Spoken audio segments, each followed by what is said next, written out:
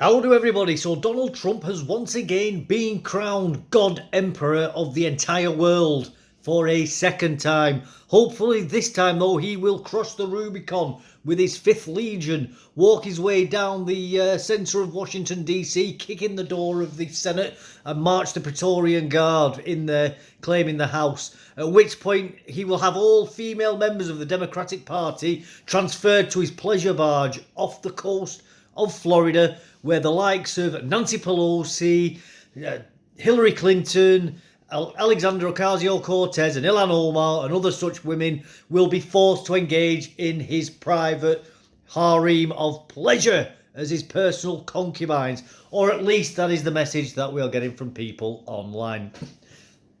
Obviously that isn't going to happen, and he's not going to encase himself to being the Emperor of the United States. He's quite possibly, and I've said this before in live streams before, he's quite possibly the most American to ever America. So that man bleeds red, white and blue, and if anything, I think he would be deeply offended if anybody tried to suggest he became any form of permanent ruler.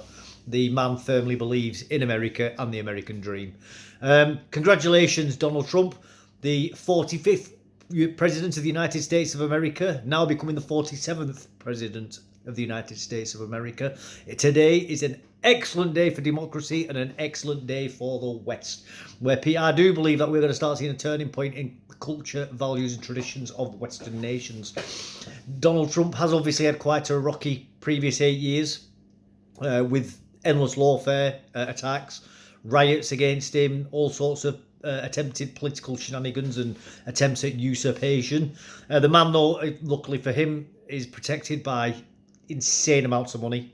So he's been able to weather the best efforts of his opponents and fight off all of the frivolous actions against him. Now that he's in power, and with his prior knowledge as well, and the time that he's had to plan for this victory, and he's still got until next year before he becomes actually president as well.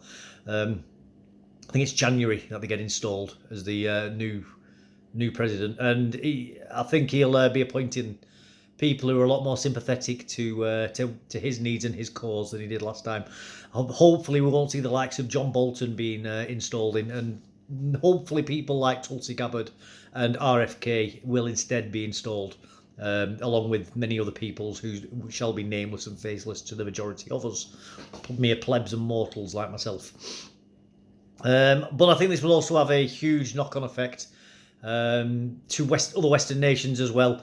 And I do think Donald Trump is going to start driving culture in a more traditional and more pro-Western manner from what we imagine from the past being, and that I feel is a good thing.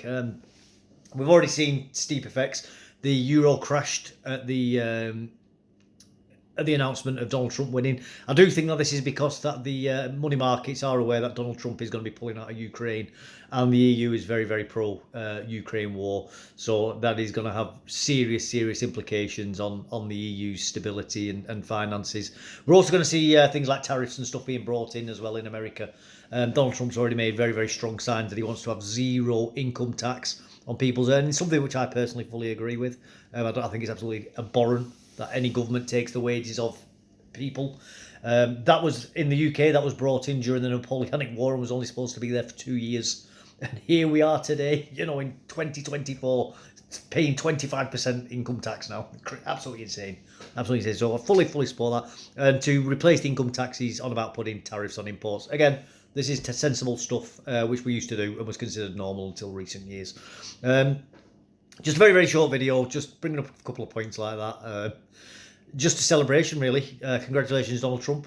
Congratulations, America, and congratulations to everybody in the West. Thank you for your time. Take care and goodbye.